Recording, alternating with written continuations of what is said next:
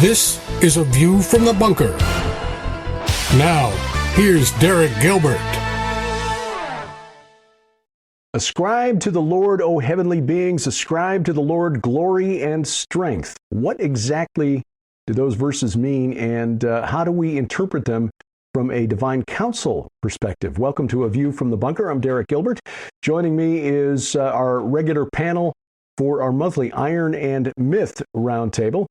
The pastor of the Reformed Baptist Church of Northern Colorado in Boulder and author of the book we highly recommend, Giants, Sons of the Gods, now available in his 10th anniversary revised and expanded edition. Doug Van Dorn, award-winning screenwriter and novelist, best-selling novelist, Brian Godawa, and we're hoping that Dr. Judd Burton, who is trying to log on with some new equipment, will be able to break through the defenses of the website here and get join the conversation before this is all over with. Gentlemen, welcome. The heavenly beings in Psalm 29, verse 1. Now, I read the ESV version, but the King James Version renders it, "Give unto the Lord, O ye mighty, give unto the Lord glory and strength." And that may be the version, the translation people are used to, and assume that the psalm, this is a psalm of David, that David was simply referring to powerful kings, politicians, what have you. I think there is, I suppose, an argument to be made for that. But why should we take this as the ESV translation, the heavenly beings? And what exactly is David trying to say in this psalm? Brian, you suggested this as a topic of discussion here. How do we interpret David's message? Yeah, well, I think, first of all, we need to realize that very first verse, actually, even the ESV, I don't think is very correct, because the Hebrew is bene elim, which, as we know, bene Sons Elohim, bene aha Elohim, sons of the gods, you know. So this is already, that sets us up to be in the divine counsel, which is also not readily apparent. But I think what inspired me, to want to talk about it, because I knew it was packed full of a lot of the kind of material that we've been talking about, and yet we haven't talked about it yet. And particularly, it is a passage that for a long time biblical scholarship has understood it to be a poem that heavily reflects or is connected to a Canaanite poetry about Baal, the storm god. Some have gone so far as to suggesting that it is probably, I think Cross has said this, that Psalm 29 is probably a literal poem written to Baal with the word Baal crossed out and the word Yahweh written in its place, type of thing, right? And you mentioned Cross. That's Frank. That's the scholar Frank Moorcross, correct? Frank Moorcross. Yeah, I'm sorry. Yeah. And and why? I think there's a lot of ways to look at this. I don't think that's the case myself, but there's so much connection that I have no problem acknowledging. This is the language of the storm god and the sea and stuff that we'll talk about, and we'll look at that in a second. But I think one of the dominant reasons why is because this voice of Yahweh that appears 7 times in the psalm, the voice of, or you'll read it in most translations say the Lord, but it's the voice of Yahweh is over the waters. The voice of Yahweh is powerful. The voice of Yahweh is full of majesty. It breaks the cedars. The voice of Yahweh flashes forth flames of fire. That is a reflection of there's 7 times, and it talks about the God of glory thunders. And the argument is that this is a reference to the 7 thunders of Baal, which is a reference in the Epic of Baal, And so that's a strong comparison, though there is not an actual poem that we know of about Baal. There's a singular reference to, the 7 thunders, the 8 lightning. No, it's actually the 7 lightnings, the 8 thunders of Baal. But that's a sort of a poetic phrase. So that's kind of an interesting thing to launch us into it. But, you started reading it, but I say, let me go ahead and read it, and then we can enter it more into the discussion, because I think it's a beautiful psalm and it's short enough. So it starts out, ascribe to the Lord, O sons of God. Ascribe to Yahweh glory and strength. Ascribe to Yahweh the glory due his name. Worship Yahweh in the splendor of holiness. The voice of Yahweh is over the waters. The God of glory thunders. Yahweh over many waters. The voice of Yahweh is powerful. The voice of Yahweh is full of majesty. The voice of Yahweh breaks the cedars. Yahweh breaks the cedars of Lebanon. There's a lot of parallelism going on where there's a phrase and then the repetition in new words that's going on here, or a reiteration. The voice of Yahweh breaks the cedars. Yahweh breaks the cedars of Lebanon. That's an example. He makes Lebanon to skip like a calf, and Sirion like a young wild ox. That word for Sirion is a reference to Mount Hermon in the Hebrew text. The voice of Yahweh flashes forth flames of fire. The voice of Yahweh shakes the wilderness. Yahweh shakes the wilderness of Kadesh. The voice of Yahweh makes the deer give birth and strips the forests bare. And in his temple all cry glory. Yahweh sits enthroned over the flood. Yahweh sits enthroned as king forever. May Yahweh give strength to his people. May Yahweh bless his people with peace. So that's how it opens up. But I don't know where you want to go with this, but there's a lot we can talk about. I think that, just on the surface, there's about 5 different elements that are strong Canaanite elements, or shall we say that are very similar to Canaanite storm language related to Baal. And we can look at each of those individually if you want. First, want to welcome Judd into the conversation. Glad you finally broke through our defenses. We tried to lower the shields and we're having trouble doing it, but you managed to get through, so that's good. Reverse the polarity on your login or something to get through, or glad to be here. New. I don't know. Welcome. At any rate, I'm here.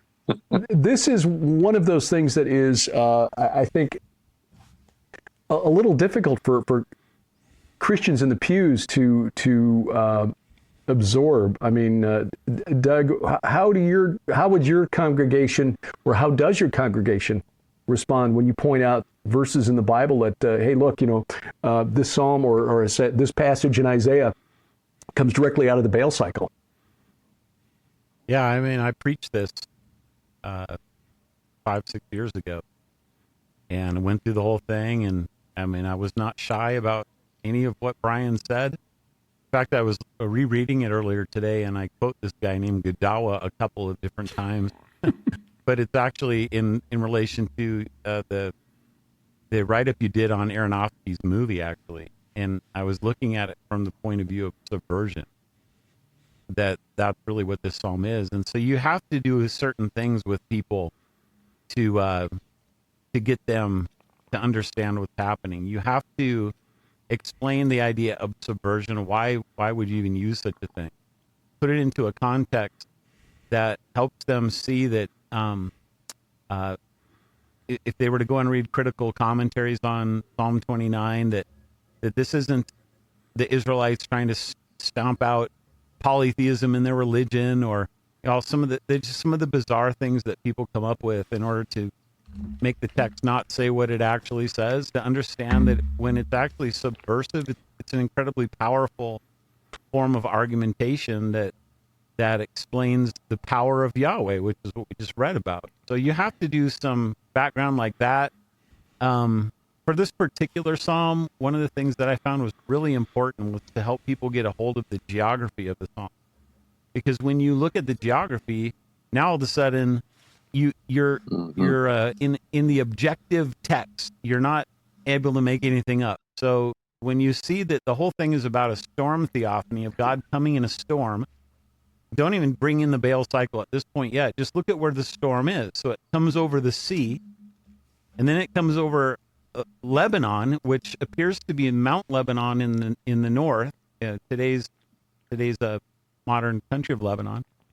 the storm goes down south. It ends at Mount Hermon, which is called Sirion.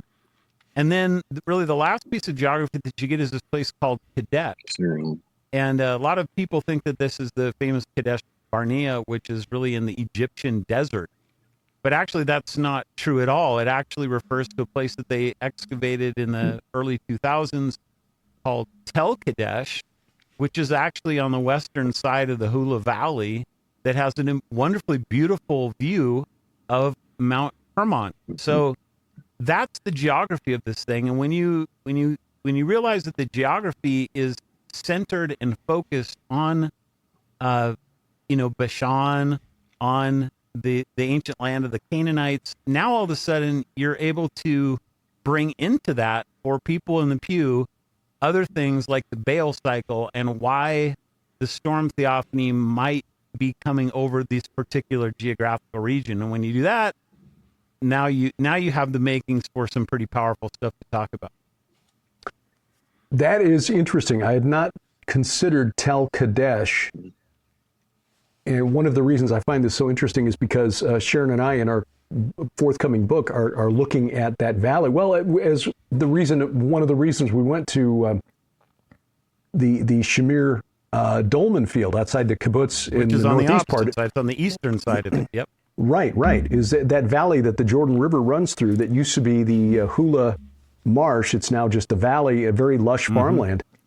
Was surrounded on both sides by, I think they discovered like 1,100 dolmens, which are these megalithic funerary monuments. But we think that is the valley of the shadow of death. I mean, when Jesus moved to Capernaum at the south end of that valley, Matthew said it fulfilled the prophecy in Isaiah 9 that those dwelling in darkness have seen a great light. Those dwelling in the region and shadow of death, on them a light has dawned. And given that it's David who wrote this, who also wrote the 22nd Psalm, the prophetic psalm of the crucifixion, many bulls surround me, strong bulls of Bashan surround me. And then that's, of course, followed by the 23rd Psalm, which references the valley of the shadow of death. Okay, now we're starting to see puzzle pieces fit together. This is fascinating. And I think that's the point, right? That if you can ground the text in something objective, which it gives you all this geography, now you're able to start making sense of some of the weird things that are found in it, starting in that first verse, which is the bene elim and the sons of God. Why might they be there? And some of the other strange things there, like the bull or the calf, whatever. This is a really weird word. The word re'im, which is translated in the King James and in the Septuagint as a unicorn. What in the world's going on with that? Why would you do that? And I actually have a theory of why they might have done it, because in a subversive kind of astronomical way, with Canaan being linked to through the words that are used for a dog, it's linked to Sirius, the dog star. And so Canis Major and Canis Minor, well, what's right between those two in the constellations? Well, it happens to be a unicorn. So could this be some sort of a taunt that is going on even in the usage of words like you find in the middle of the voices thundering, that God is going right after the gods of the Canaanite? Well, let me make this even more strange. That Hebrew word re'im refers to not just oxen, but to the aurochs, which is that ancient strain of cattle that went extinct in the 16th century, that where the bulls stand about 6 foot high at the shoulder. They were all over Asia and Europe back in the day, and it appears that the Akkadian name for that particular animal, which without vowels is transliterated into English as DDN. The Estonian scholar Amar Anus argued that was the origin of the name of the ancient Amorite tribe, the Tadanu, from which the Greeks got the name of their old gods, the Titans. So you've got this bovid imagery connected to the gods of the Canaanites, but also the Mesopotamian gods that was transferred over to the Greek gods. Even Kronos, who was the king of the Titans, Nicholas Wyatt, scholar from the University of Edinburgh, derives his name for the Semitic word karnu, meaning horns. Well, and to throw some more context into this, these would have been the megafauna that would have been around during the time of the Watchers and the first generation of pre-flood giants. So there's another piece of sinewy bovine goodness that connects us to all this weirdness in the not just the identity of the aurochs, but the time in which the aurochs proliferated on the earth. So tying this into both what Brian and Doug and you, Derek, have pointed out, there's some interesting things to tease out of here. And if I could just footnote what Doug and Brian had said about what I think they were talking about when I came on about the literary idioms of the day. People tend to get a little scared about shared literary traditions and shared usages of language, shared phrasing, particularly when they see this kind of phraseology in other literature, so-called, that were clearly pagan literature, not so-called literature, showing up in the Bible. But this only helps us, as I may have missed, but I think that both Brian and Doug were illustrating, this only helps us to further understand the biblical world and the context against which something like Psalm 29 is being laid. Let me give one more thing here. Very interesting Brian, I'm sure stuff. You're going to go into the Baal cycle stuff a lot, but I don't know that this is going to be brought up. So I think it's an interesting point based on the fauna stuff you brought up, Judd, that when you read the Septuagint, it actually has a little bit longer introduction. It says the Psalm of David on the occasion of the solemn assembly of the tabernacle. And I thought that's really interesting because as I know we'll talk about at some point, the Baal cycle is really centering at least part of it on when Baal gets his victory over his brother Yam, the sea. He builds a temple, and you've got these cedars of Lebanon that are in this psalm. Like, well, what are those? Well, you go and you read what Solomon built his temple out of, and you have the cedars of Lebanon. So you have a whole lot of sanctuary language, worship language, that's just further impressing what you find in the Baal cycle, but it's subverted so that it's not Baal and El and Asherah who are being worshipped, but he actually is the only one that has the power over them. A slight clarification on that, Doug, is actually in the Septuagint, the Psalm 29 is actually Psalm 28 in the Septuagint. Yeah, that's true. Yep. And so now Psalm 29 does talk about it opens with the consecration of the temple of David, but Psalm 28, the one we're actually reading, well, you're right. I think I read the wrong one, didn't I? Yeah, it's commemorating the Feast of Exodus of the temple. That's right. That's right. It still is related to the temple, but the Feast of Exodus. But that's very important too, because, by the way, I didn't know this until you pointed this out, and I'm looking at it.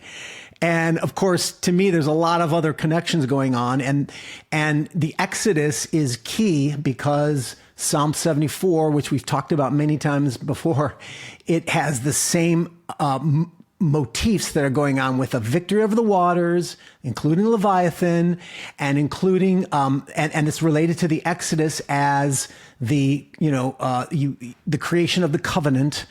And so it's got these same components. In fact, other scholars have pointed that out, that Psalm 74 contains these same elements. So I think that makes it just even more relevant. But the element, so here's one of the reasons why I don't think, it doesn't matter to me, but if this was a actual poem of Baal that was just, change the name type of thing, because it doesn't mean that they, it could still be polemical, like we're saying. But the reason why I don't think it is because I think that the motifs that we're looking at here in this psalm is a very universal motif that also is reflected in other psalms, including Psalm 74, like I mentioned, and also Habakkuk 3 and Psalm 93. And that motif is you have the storm god with victory over the waters. And sometimes there's reference to thunders, but certainly there are theophanies through nature.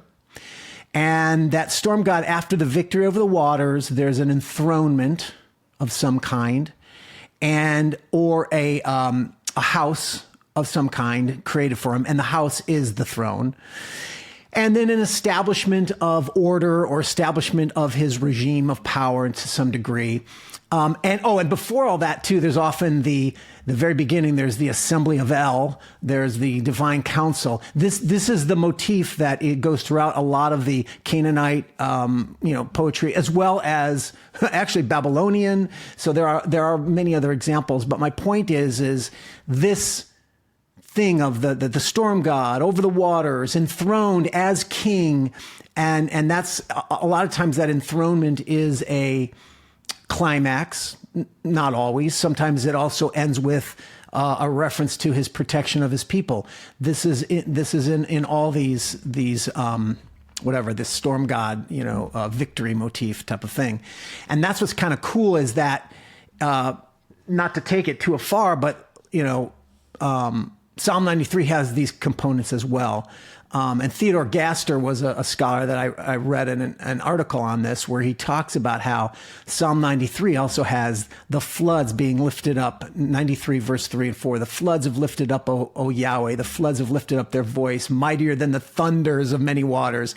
Psalm 93:2 talks about your throne is established from of old. You are from everlasting. His throne establishment. Psalm 93:4 talks about the thunders of the many waters and the establishment of the world. Your throne is established from of old, you are from everlasting. So like I said, these are powerful, I think, words of praise that I quite frankly, I use them in my own worship of God, because of that ubiquitous motif. But that's why, that's where we can say, okay, this is just a common cognitive environment of the ancient Near East. This is how they worship their gods, and we're all humans and we do things very similarly, So there's nothing to be afraid of in noting these similarities. And I think that's the advantage of where we're coming from in that, one of the problems that I think we address here in this Iron and Myth is precisely that there's a history of evangelical scholarship afraid to face some of these similarities with pagan neighbors of Israel because they're afraid to admit these similarities, because I think they're afraid that will make it look like the liberals are right. And, it just evolved out of polytheism, all that stuff. But there's no need to understand it that way. And there's no need to be afraid of not facing these. And when we don't face it, it's going to end up hurting more of the faith, because when Christians do find out these similarities, they go to college and they take their comparative religion course, right? They see the truth there. And it's like, this has been held back from me. And they can oftentimes lose their faith because they've created this false dichotomy. Yes, there is a dichotomy in a sense, obviously, between the God of Scripture and the pagan gods surrounding, but there's also a similarity, and we must not be afraid of learning what we can from those similarities. And I'm going to great pains to say this because, I don't know about you guys, but I run into this a lot, and it's a lot of responses to my writings. That's what I get. Christians are just afraid to do this, to face this similarity and connection. And they don't realize, there's more than one way to skin a cat, more than one way to interpret similarities. And so don't be afraid of facing those facts. Funny, Brian, I made this exact point in the sermon. I mean, identical point to people that, if you ignore this, it's not going to make it go away. The Baal cycle is what it is. It exists whether you care about it, to talk about it, or not. And people will find out about it. And when you don't have answers for it and you pretend that it doesn't exist, that's just it's the first step into atheism or paganism or whatever else people are going to go. Yeah. So, and this isn't, these are actual, significant evangelical scholars who do this, who dismiss this material, and that's when I see that. And it just is so like, oh my gosh, it's dark to me, because I'm like, these guys, they're Yeah, they're paving the road for a loss of faith for a lot of Christians, you know. Sharon and I've tried to make a point during our weekly Bible study of pointing out whenever we come across these verses that are clearly storm god language, because it's woven all through Scripture. I mean, there's another psalm, I think, that is just where it's just overloaded with it, and that's Psalm 68, which is similar to Habakkuk 3. Yeah. Okay, our dog Grace is sleeping next to me here, and she's apparently having a dream, which is shaking the table. So if my picture shakes, it's because Grace is chasing something. It's not the storm theophany. Yeah, it's yes. Added effect, yes. Yeah, I thought it was added. But Psalm 68, verse 7, "O God, when you went out before your people, when you marched through the wilderness, the earth quaked, the heavens poured down rain before God, the one of Sinai, before God, the God of Israel." That's very similar to Habakkuk 3, verse 5, when he marches forth from Teman. I had missed the reference to the 7 lightnings and the 8 thunders in the Baal cycle, because even in Revelation chapter 10, you've got the 7 thunders that John references that are sealed up for the time of the end. Yeah, yeah. And there's issues with that 7 thunder. I mean, I don't think it needs to be, it's somewhat problematic, right? Well, wait a minute. It's 8 thunders, not 7 thunders. So, 7 thunders in Psalm 29, but 8 in, the point there is that there's a parallelism, 7 lightning flashes, 8 bundles of thunder. And, but there's scholarly arguments on both sides as I was looking into this that, it could be either the 7 or the 8. That's the most important number. And that the second number is just another, way of sort of exaggerating the point. It's like it's 7, but really it's so much bigger than that type of thing. Mm-hmm. And that's fine. Like I say, it doesn't need to be exact connection for my mind, right? But what you bring up though in Habakkuk 3, it also has these same components. You've got victory over the waters in Habakkuk 3:8. Was your wrath against the rivers, O Lord, your anger against the rivers, against the sea?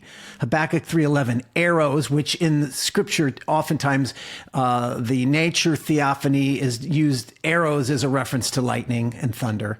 And then Yahweh commanding his sword into action. And then upheaval of nature, Habakkuk 3:7, he stood and measured the earth and looked and shook the nations and the eternal mountains. And so these...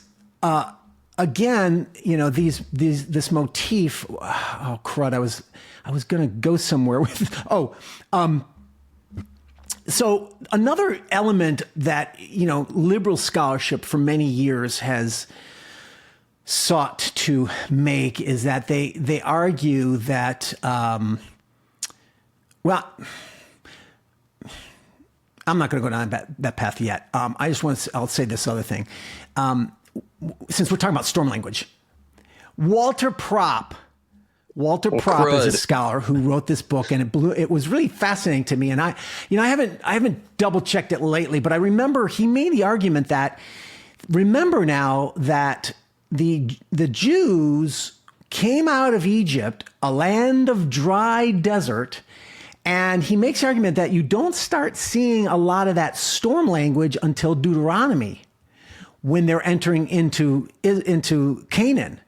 So prior to that, there's not that much. There might be lightning and such, but and certainly there's God's glory and all that. But he makes the argument that most of the storm language and God, the rain and the rivers and all that a lot of that, it begins when they're entering to the land, which is a land of rain, which is a very different geography and weather than they had in Egypt. And so again, this just reflects the contrast of what we're talking about, the polemical contrast of the land which we're going into. Baal is not storm god, Yahweh is storm god.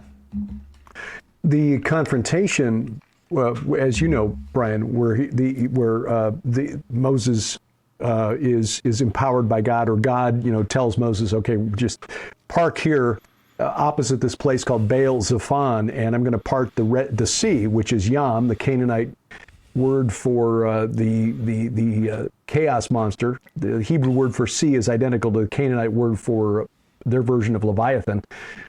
And he did it in front of a place apparently that was sacred to Baal, the storm god, who, looking historically at the history of Egypt, that part of Egypt was under the control probably of Amorites called the Hyksos during the time from Jacob down to just before Moses in the Exodus, whose chief god was Baal. So even though, and they were probably living in the land of Goshen, the Nile Delta, which is pretty green. You know, Yeah, the rest fair of, enough. The, Yeah. the rest of Egypt is pretty dry, but the Delta region is pretty well watered. Yeah. And I think it's interesting that even a couple of hundred years after the Exodus, you still had Ramses the Great erecting a stela depicting his father venerating their version, their conception of Baal, depicted like the Canaanite version of Baal. So, but yeah, this weaves all the way through. And, you know, Judd, with the geographic clues that Doug talked about, you know, putting this in the north, that, you know, the Upper Galilee and Bashan, which we've discussed previously on this program, a region that's just pregnant with supernatural meaning.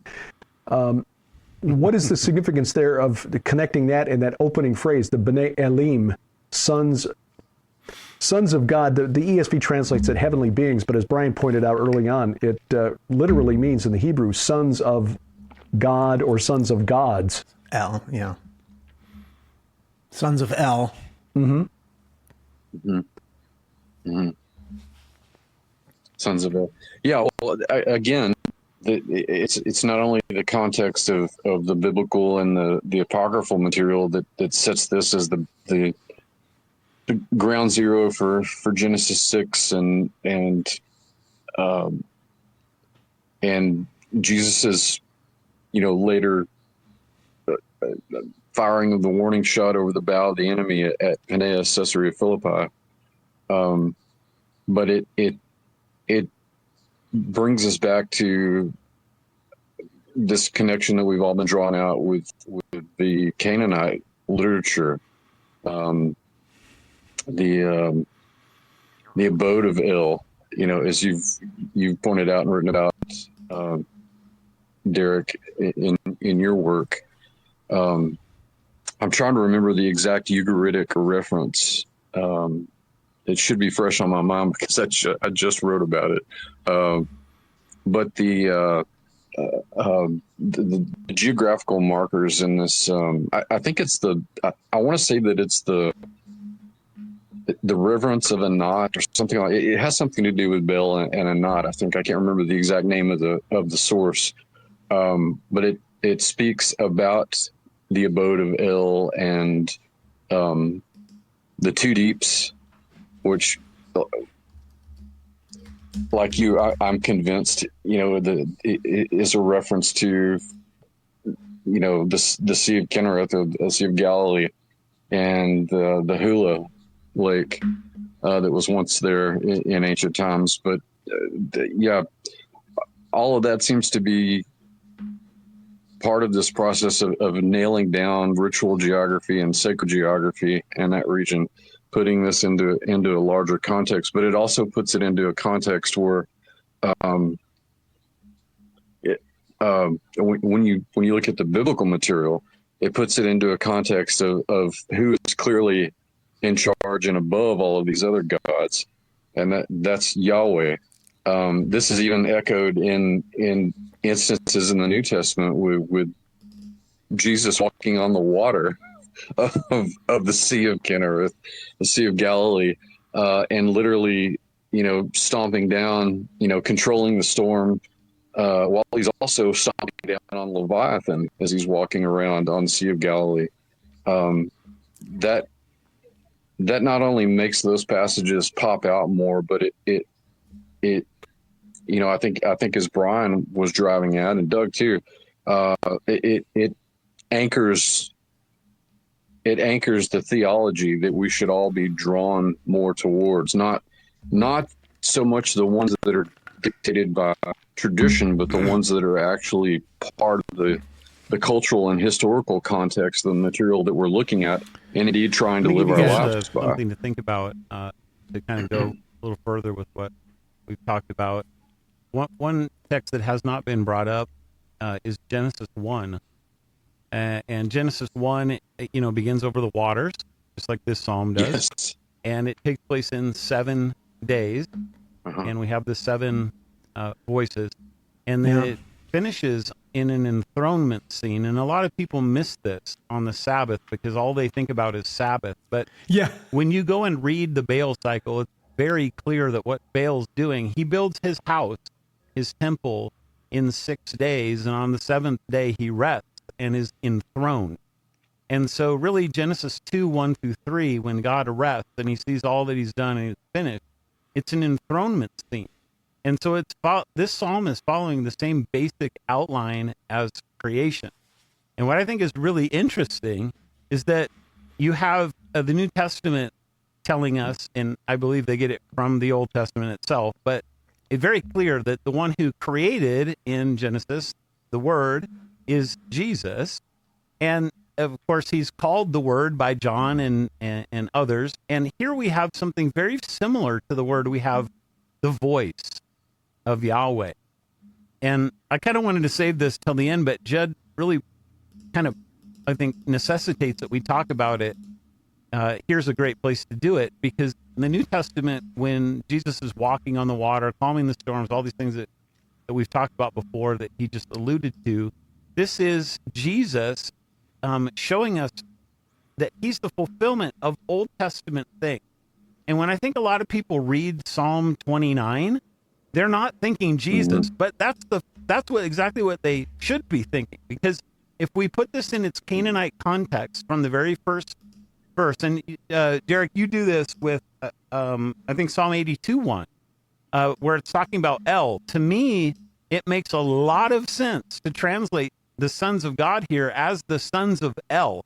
Because if this is some sort of subversion against the 70 sons of the Canaanite gods, then what we have here is a battle of the sons, okay? And we don't think along those terms, but it's a battle of the sons. If Baal is in mind in this psalm as the one who's being overthrown or the one who's being conquered, and not only Baal, but Yam as well, because the sea god is what starts it off. And we've got Yahweh, Yahweh, Yahweh doing these things, and it's the voice of Yahweh. Then what that's saying is that this is Jesus who is the one who is Yahweh in this text, and he's overthrowing these other sons of El because he is the supreme son. And then that is what's going on in the New Testament when Jesus starts doing these crazy things, especially up in his ministry in Galilee. So this is a very Christologically centered psalm that is very easily missed, and just like so much else of the Old Testament, just because we haven't been taught to read it that way. But I think that it's begging us to do that. And like I taught today, I mean, I was finishing up Luke 24, and this is where Jesus tells us that the whole Scripture is about him, starting in Moses and the prophets and all the Psalms, and he's teaching us how to interpret the Scripture. Not just, turn in your Bible to Isaiah 53. Yeah, that's about me. Close the Bible. You're done. No, he's teaching you how to read the Bible, and the Bible is about him. And if you don't read it that way, then guess what, Pharisees? You don't have life, because I am life, and these are the Scriptures that testify about me. So, sorry, I'm doing a little preaching here, but I mean, this is right on my mind, and it's what I do for a living. So there you go. Amen. Amen. You know, it's really interesting because on that topic, without going too far afield, so I was listening to the Divine Counsel Worldview podcast, which is this is the podcast that is taking over from Michael Heiser. Yeah, now with Ron Naked Johnson, Bible is right? What? With Ron Johnson? Yeah, with Ron Johnson. Really good. I mean, really interesting. I don't agree with everything that Ron says. In fact, one of the things that I don't particularly, I only partially agree with him, is one of his big emphasis is, we need to read the Old Testament text in its context and as the initial readers would have understood it, which means they wouldn't have the messianic implications on a lot of things, and certainly not related to Jesus, and he stresses it to a large degree. I think he overstresses it. And this is not an attack on him, obviously. It's just a disagreement that I was listening to his arguments, and I thought, well, that's a good point. I agree to a certain degree. However, In other words, we can often be importing too much of our own mindset into this stuff if we don't first understand it in its context and then apply Christ to it later, type of thing. But there's another side that I thought, well, yes and no. No, in the sense that, so in other words, he was, whatever, talking about Genesis and maybe even the seed of the serpent versus the seed of Eve and that kind of a thing. And he was sort of de-stressing that we shouldn't read the Messiah into it yet. That comes later down the line in terms of Revelation and such. And I thought, well, I would disagree that we shouldn't put it off, because since this revelation is a historical phenomenon, and since Messiah has come and he has fulfilled, then I think we cannot unsee that. The whole point is we must see him in the scriptures now as we read him. And so I get what he's point. I also, but I would agree that, sometimes I think pastors will often overdo it in that's all. It's just a tool to get to Jesus, right? Yeah. And I think that they're doing it improperly. Yeah. They're doing it the wrong way. I mean, if Jesus is chastising both the Pharisees and his disciples for not seeing him, that seems to me to presuppose that they should have been doing this all along. And Fair yet enough. Here we are in our seminaries telling our students, no, you're not supposed to do that. Mm-hmm. Yeah. I went off on this all day long today, guys. So. But I mean, and I think this is a good point. This is a good point, because we are all of us here are really big on, ancient Near Eastern context. Let's understand the Bible, and let's, but we have to realize but that's the danger of being caught up into, something that is not a complete understanding or worldview. You have to be careful in how you address that. Yeah. So when you have subversion going on in Baal, it's easy to get lost in the wrong things. And that's kind of why I wanted to go in this direction, at least at some point in this conversation, because if Jesus is teaching us how to not get lost in that, and when you, like I said a minute ago, just kind of re-summarize it, because I think it's really important to say in that context of an ancient Near Eastern context with El and his 70 sons. I do this with Deuteronomy 32, 7, 8, and 9, that I never actually saw Mike do this, which always kind of puzzled me, because he focused a lot on the sons of God. So that's the direct connection to what we're looking at here today. But the very next verse says, but Yahweh, Israel is his a portion, his allotment. Well, what does that necessitate that Yahweh is there? He has to be the son, because fathers don't receive an inheritance, and God as the generic being doesn't receive an inheritance. Only sons inherit things, and that's the whole point of verse 8, that the sons are inheriting the nations. And so it's like, when you get this Canaanite background, you are actually forced to go in the direction of Jesus as the son. Awesome, it's exactly the opposite of what these guys are saying, that no, you don't see him there because nobody would have seen him. I think you couldn't get any farther from what actual reality is. That's cool, man. Arise, O God, judge the earth, for you shall inherit all the nations. And in Psalm 2, isn't it? It's the son that inherits the nations. That's exactly right. It's exactly right. Mm-hmm. And both of those I'm so glad I listened to this show, because I learned so much. Me too. I was going to say, I had a Bible professor when I was at Hardin-Simmons, and he posed this question to the class one day, and it never left me. I think about it a lot to this day. He said, if all you had was the Old Testament, could you lead somebody to Christ? And everybody in the room was just like,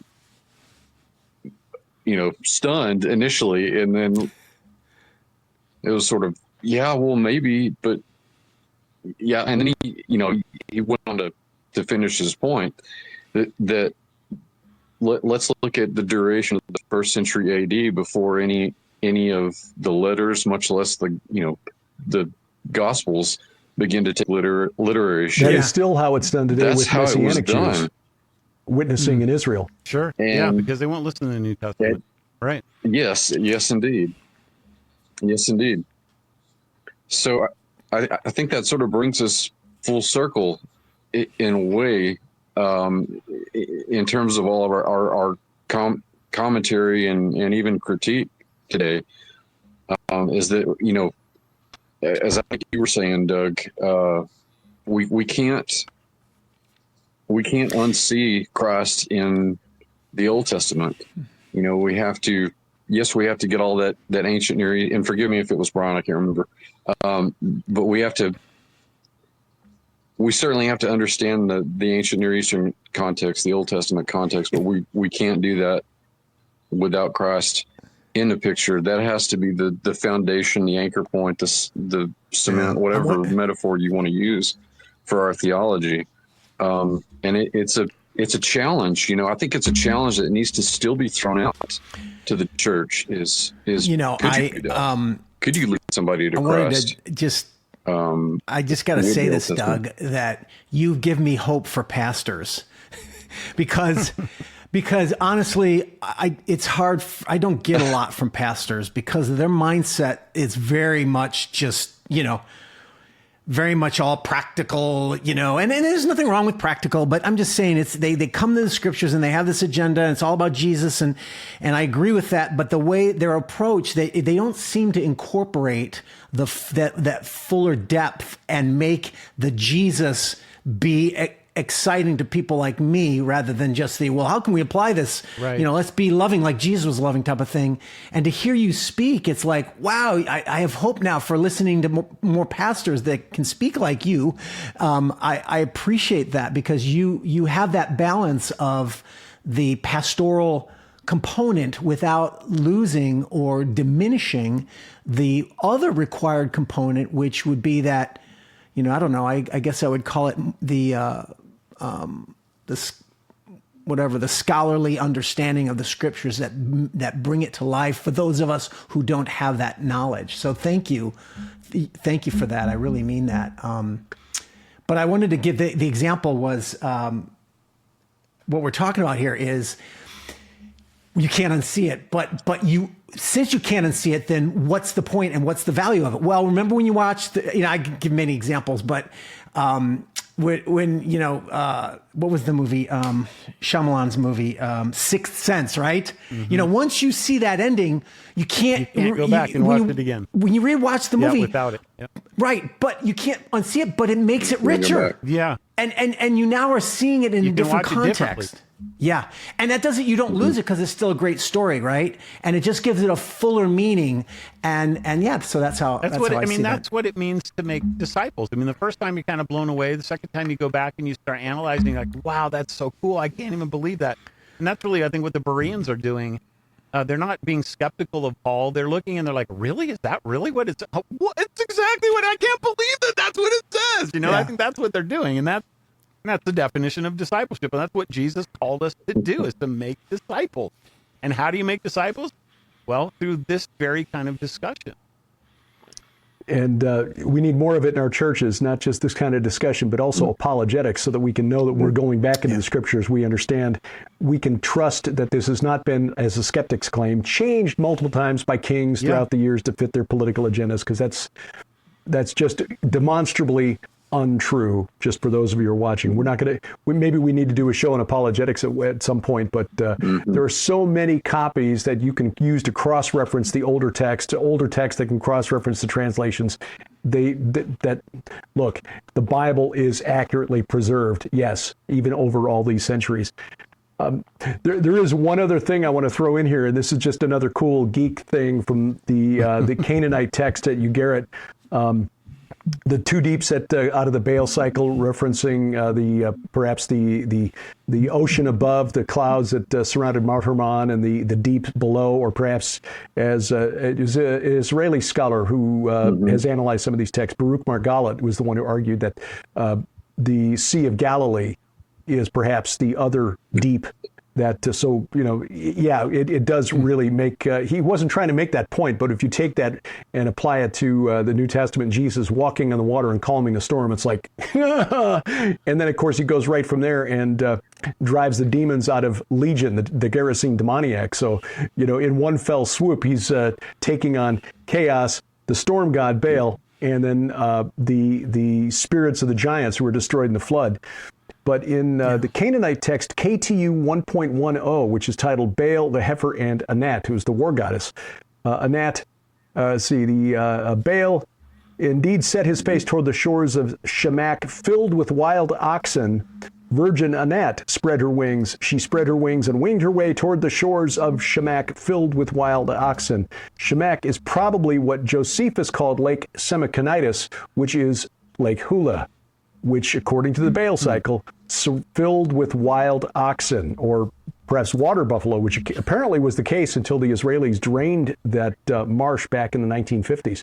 So again, we've got this connection to the cattle, the oxen, the aurochs, perhaps, and this region that you as you pointed out early on, Doug, Psalm 29 identifies as the location of all of this supernatural activity. The storm is ending. Yeah, the storm ends right here. The valley of the shadow of death. Yeah, it does. Yeah. Okay. Well, I can see I've got more work to do on the revision before we turn in the manuscript to the editor. I think we're in 50 minutes. Let me I'm really interested in this for whatever reason that we would have divine counsel stuff not taking us in this direction.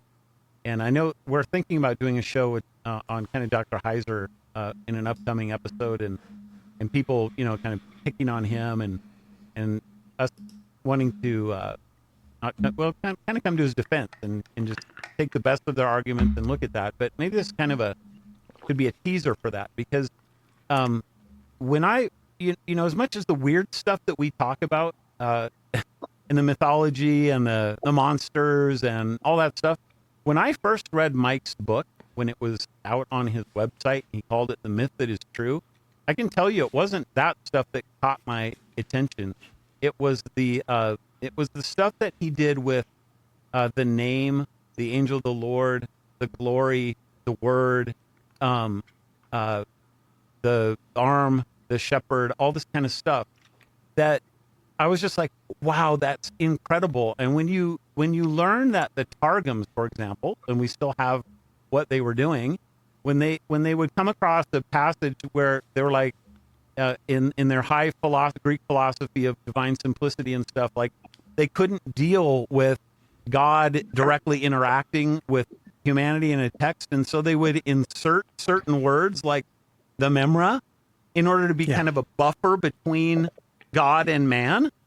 And they do this with the name, they do it with the glory, they do it with all this stuff. And it's into this that church fathers like Justin Martyr in the 2nd century come along and say, I'm going to use this is to Judd's point, I'm going to use this exact thing that you guys are teaching to show you why this is Christ and why you guys always knew that it was Christ.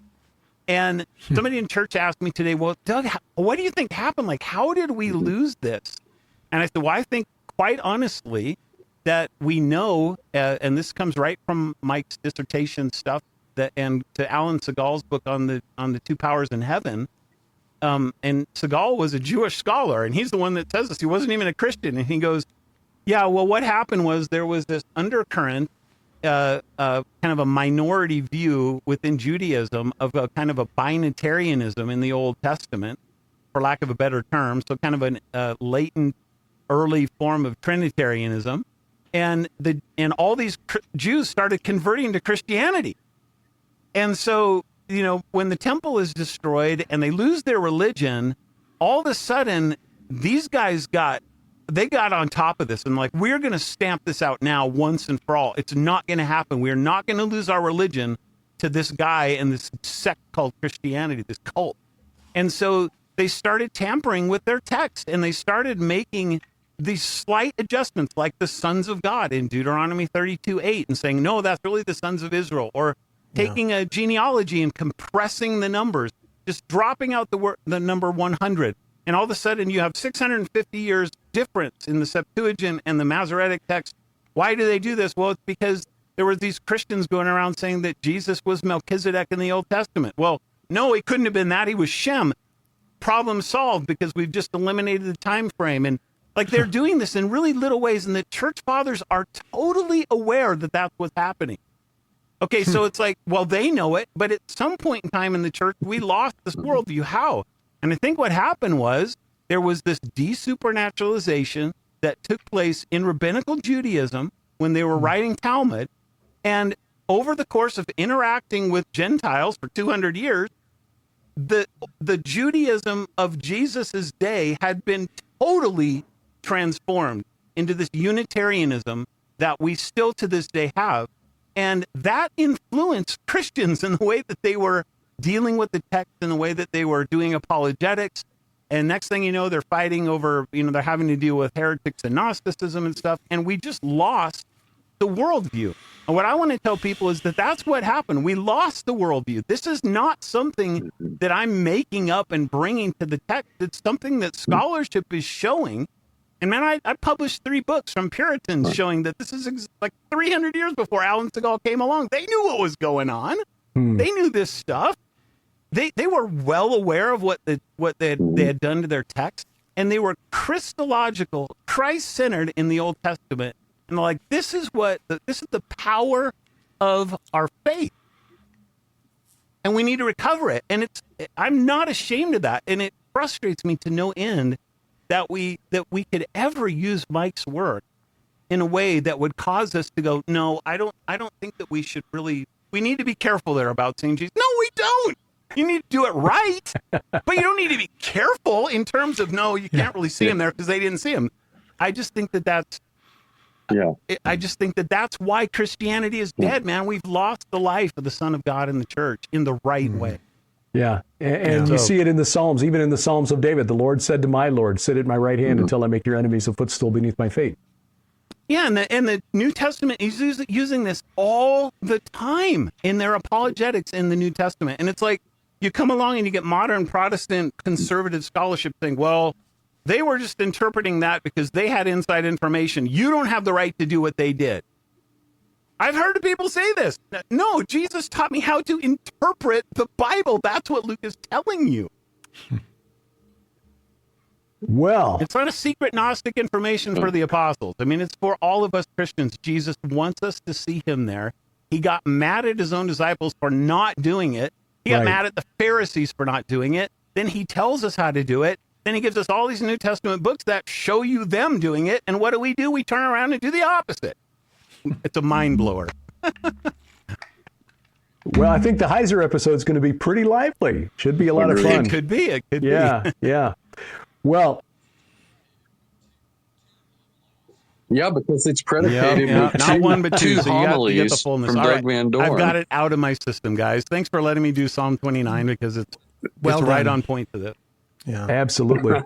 Doug Van Dorn, pastor of the Reformed Baptist Church in Northern Colorado in Boulder and author of numerous books, including Giant Sons of the Gods. Brian Goodell, let me say author. one thing about this, Derek, about this sermon, because I actually have our sermons online on our website. And I have this sermon from Psalm 29 there. And so it's rbcnc.com. And then just go to the Sermons, Old Testament Psalm Sermons, Reformed Baptist Church in Northern Colorado. Google it. It'll come up. And you can just read this, read the Psalm and the stuff that I did. I will a lot of those ideas I brought up are there. I'll put a link in the notes below this video or audio, wherever you're watching or listening, so you can click on that and check that out. Brian Goodell, he's the best-selling author, award-winning screenwriter. His most recent, the theological thriller Cruel Logic. And Dr. Judd Burton, our friendly neighborhood PhD, director of the Institute of Biblical Anthropology.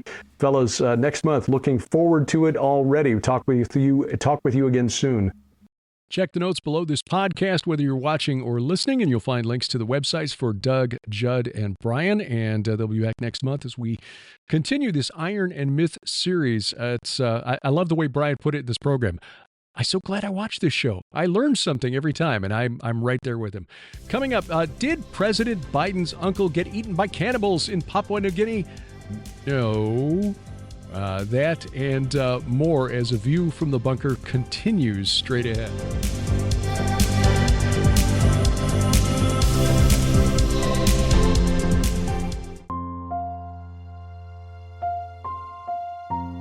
My name is Charles Cullen. They call me the philosopher killer. Some call me insane. But Aristotle said that no genius has ever existed without a touch of madness. Some say I'm evil. But I say I make my victims face the consequences of their own ideas. What about you? Could you defend your beliefs? if your life depended on it. Cruel Logic, the Philosopher Killer.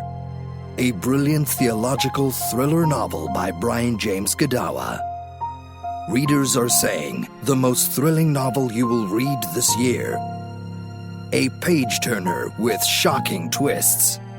Get it now at Amazon.com in Kindle paperback and audiobook.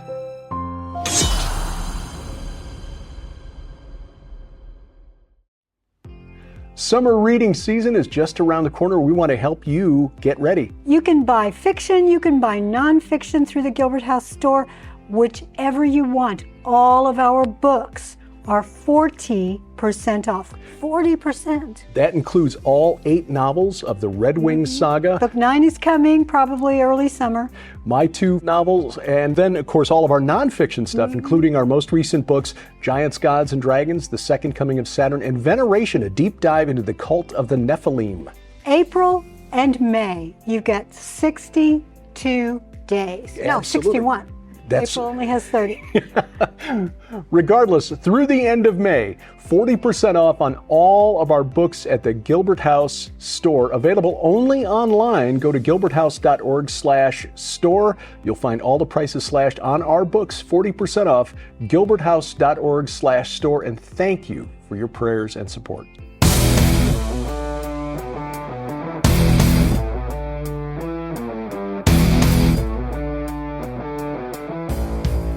Talking the walk every Sunday night from the beautiful Missouri Ozarks. This is A View from the Bunker. I'm Derek Gilbert. You'll find us online at VFTB.net, our web hub, where everything we do is gilberthouse.org, gilberthouse.org. If you're so inclined, that's where you'll find a link to contribute to help support what we are doing here. DerekPGilbert.com, my main website. On social media, you find us on X, formerly Twitter, at View from Bunker, or at Derek Gilbert, D-E-R-E-K, the first name there. On Facebook, View from the Bunker. Truth Social, get me, we get her, at Derek P. Gilbert, and on Threads, Matt. YouTube, youtube.com/@GilbertHouse, at Gilbert House, the address on YouTube. Subscribe, share, click the bell for notifications. Then please cancel-proof yourself by downloading our free mobile app. This brings all of our video and audio content right into your smartphone or tablet. More than 4 hours a week, I think.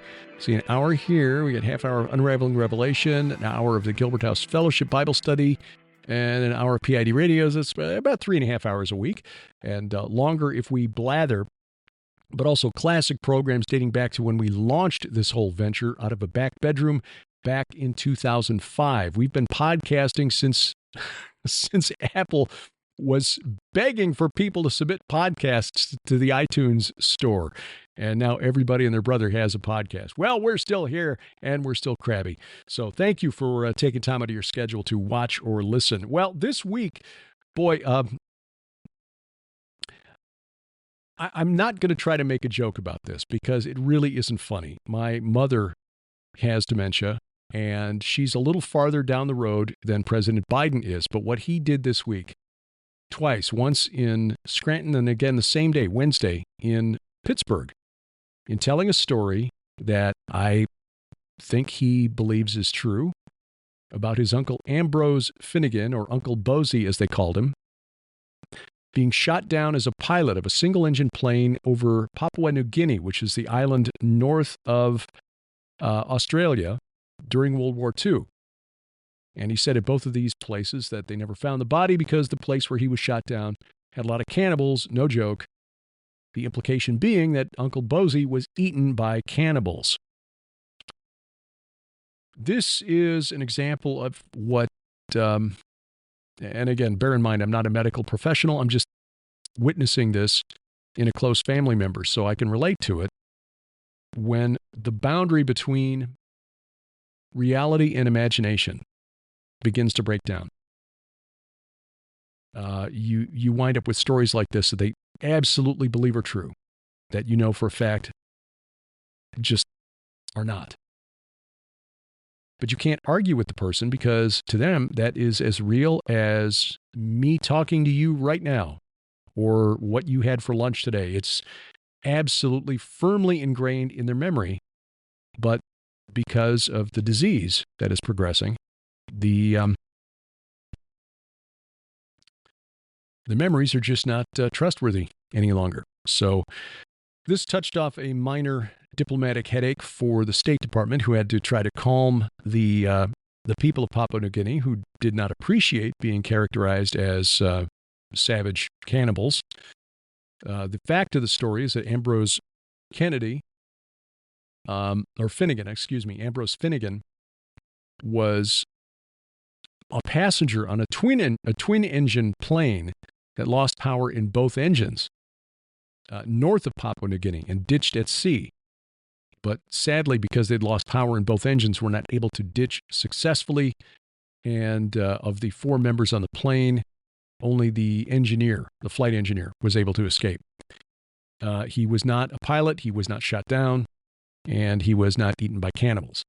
But again, to President Biden, that is real. Now, sadly, those who are on his team are tasked with cleaning up this mess, including, again, the State Department, but spokesperson Karine Jean-Pierre, who was asked about this by Peter Doocy of Fox News on Thursday. Why did the president tell this story and then tell it a second time? And Karine Jean-Pierre, now, she doesn't have the excuse of age or dementia to hide behind. She tried to turn it around on Doocy and make this about the problem not with the president telling this story that was factually untrue, his staff not intercepting him after the first telling of the story in Scranton, said, Mr. President, maybe don't tell that story the next time. But then he repeated it in Pittsburgh. The problem is that reporters dared to ask about it. Now, you know as well as I do that had Donald Trump said something that was factually untrue, the media would have been all over it and held it up as an example of why he's unfit for office. In the minds of the media, because it's a Democrat in the White House, well, okay, he just got a few details wrong.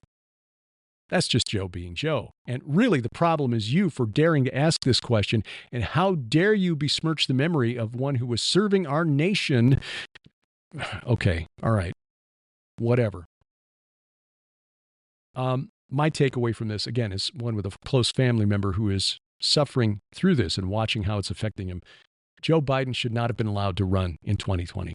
His family should have stepped up. Jill, his brother James, son Hunter, somebody in the family should have stepped up and said, don't do this. But if you remember the list of candidates that were running for the Democratic nomination in 2020, Biden, to independent voters, was the least objectionable. And so they've embarked on this 4-year history of elder abuse to put him in the White House and enact their plans. Biden governing far to the left of anything that he purported to believe during his 32 years in the Senate. And to those people who are behind this sad example of elder abuse, bless your pointy little heads. Few conferences to tell you about. If you have not yet signed up for Skywatch TV's virtual conference, Confronting the Darkness, you can still do so and still get 90 days access from the moment you sign up.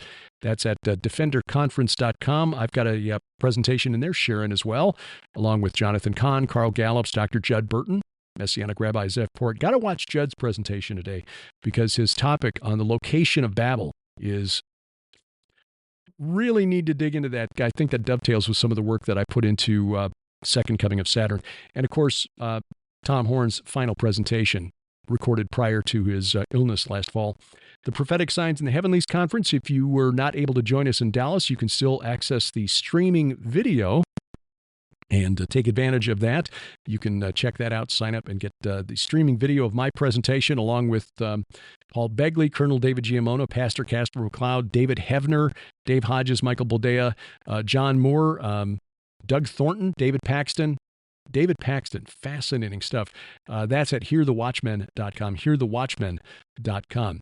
In June, we're going out a couple of times. We'll be at the Mysteries of the Bible Verse Conference in Cincinnati, June 7th and 8th. This is at the Marriott Cincinnati Airport. So it's actually in Hebron, Ohio, just across the Ohio from Cincinnati proper. Basically, it's almost on the airport grounds. which is really convenient for those of us traveling in for it. Anyway, Mysteries of the Bible Verse Conference. I'll be speaking there twice, along with our good friend Rudy Landa, Pastor Mike Hoggard, Mac Dominic, Josh Davis, Greg Patton, and Micah Van Huss, a recent guest on this program. More information at swrc.com, swrc.com. June 21st through 23rd, we'll be at the His Call Ministries retreat at Finley River Ranch, Sparta, Missouri. Sharon and I speaking that weekend. Our theme will be The Gates of Hell, based on our forthcoming book coming out fourth quarter. Finally got that manuscript turned in. It's now in the editor's hands. We'll see how that comes out. But if all goes well, it should be out in time for fourth quarter this year. His Call Ministries, you can find out more online, hiscallministries.com, hiscallministries.com. Reserve your place because it's a cozy location. So, and again, just Sharon and me speaking Friday night, Saturday, and Sunday morning. And again, hiscallministries.com. And the Go Therefore Conference, late July. Looking forward to that. A Harvest Revival Center in Brookville, Ohio. That's suburban Dayton. Wonderful facility. Pastor Neil Peterson making it available for the conference. Dr. Michael Lake, sadly, has had to back out because of some issues with his eyes. He doesn't like to drive. It's better to be able to see where you're going when you're driving. So sadly, he has had to step back. But Ellie Marzulli will be there, Pastor Paul Begley, Pastor Carl Gallups, Dr. Judd Burton, Sharon and me, Dr. Michael Spalding. And we are hoping that Greg Reed will be able to attend. He's on the schedule. He suffered a pretty serious accident while bicycling a couple months ago, and he's rehabbing right now and trying to get better. So we pray that he will feel well enough and be able to attend in July. But you can find out more online. Streaming video also available for this one as well. GoThereforeConference.com. GoThereforeConference.com. Next spring, we will be in Israel with, God willing, with Doug Van Dorn, Dr. Judd Burton, and Timothy Alberino, rolling all of these guests from the this year's conference, which obviously had to be pushed off because of conflict. We're going to do it all next year. March 25th through April 3rd, with an optional 3-day extension over to Jordan. More information at gilberthouse.org/travel. That's gilberthouse.org/travel. Thank you again for taking time out of your schedule to watch or listen wherever you're consuming this podcast. If you're watching again, please download our free mobile app to cancel-proof yourself. And then if you're listening, whether it's at Apple Podcasts, Google Podcasts, soon to be YouTube Music, Amazon Music, iHeartRadio, Spotify, Spreaker, Stitcher, Pandora, or I think we're on Audible now. Yes, confirmation. We are on Audible as well. Please give us a good review or just a good rating. And thank you again for taking time out of your schedule to do this. Our announcer, D.C. Good, and A View from the Bunker is a production of Gilbert House Ministries, released under Creative Commons Attribution, non-commercial, no derivatives 4.0 international license. We wrestle not against flesh and blood. Pray for the peace of Jerusalem. And good night, Oliver, wherever you are. I'm Derek Gilbert. This is A View from the Bunker.